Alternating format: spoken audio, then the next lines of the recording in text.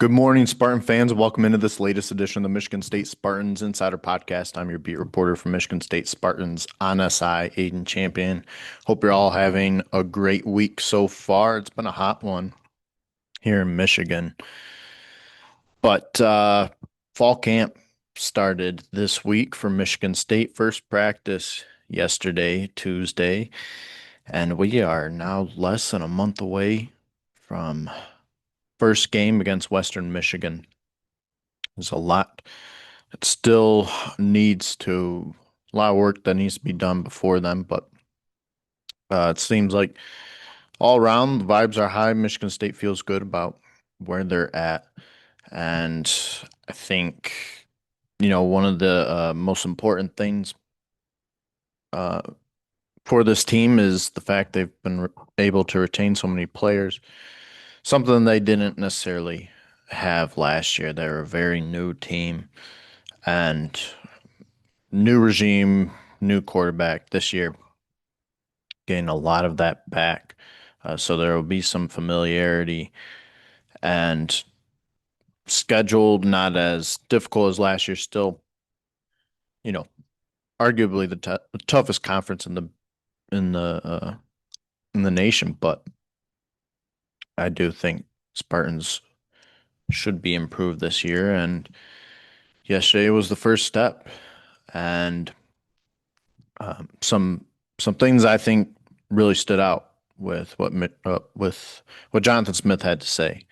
Spoke to reporters after practice, and of course, he's feeling good. It's never not going to feel good after the first day of practice, um, but nonetheless, just exciting times. Football is back. So some things I wanted to look at that really stood out to me from what Jonathan Smith had to report.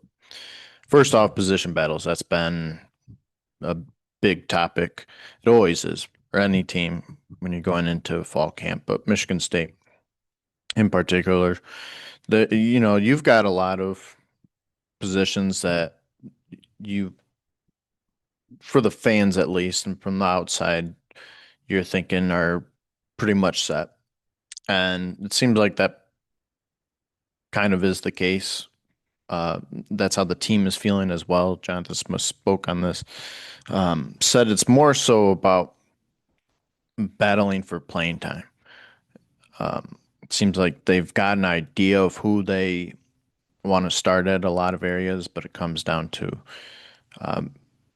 maybe who's behind them, who will see the field more than others, and that's kind of what you're fighting for at this point.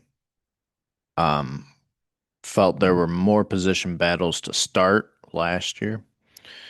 Um, he did mention the secondary in particular as a group where they are still kind of looking for starters, and that makes sense. I mean, there was you had so many injuries last year with the secondary guys who were supposed to kind of take that next step last year, but weren't able to because of injury.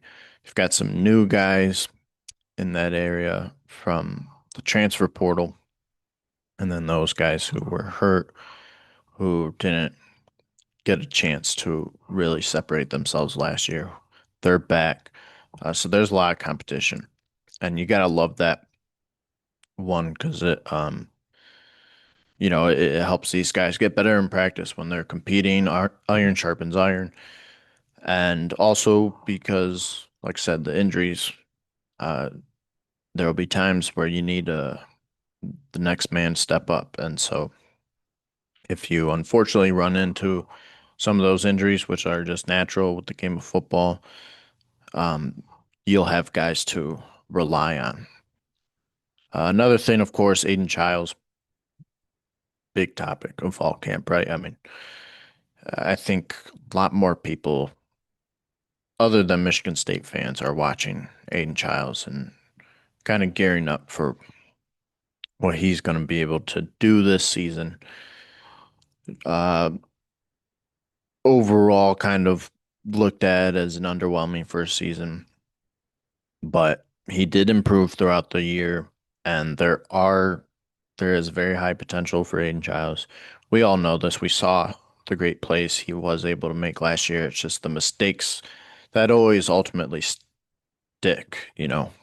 Um, but um, but what Smith is looking for with Childs in fall camp is what he's able to do when he gets out of the pocket and the play breaks down and there's no play there.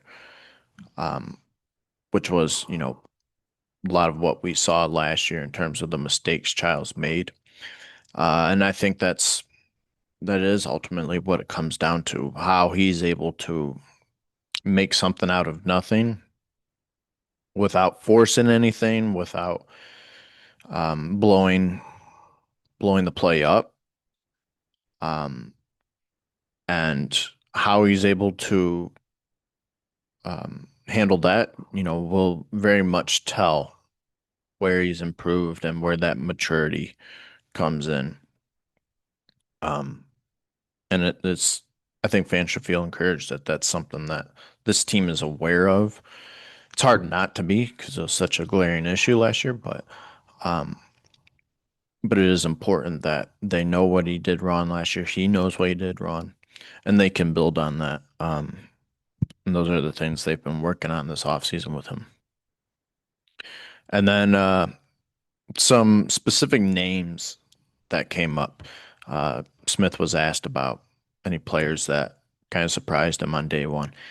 He immediately mentioned Derrick Simmons, a guy who I don't think enough people are talking about, and it makes sense. He's a freshman, hasn't played yet, and you've got enough other names on the defensive line to talk about. But I think he kind of gets forgotten in the discussion. Was their only four-star from the class of 2025.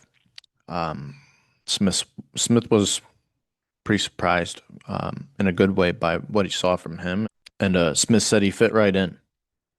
So definitely should be looking out for Derrick Simmons.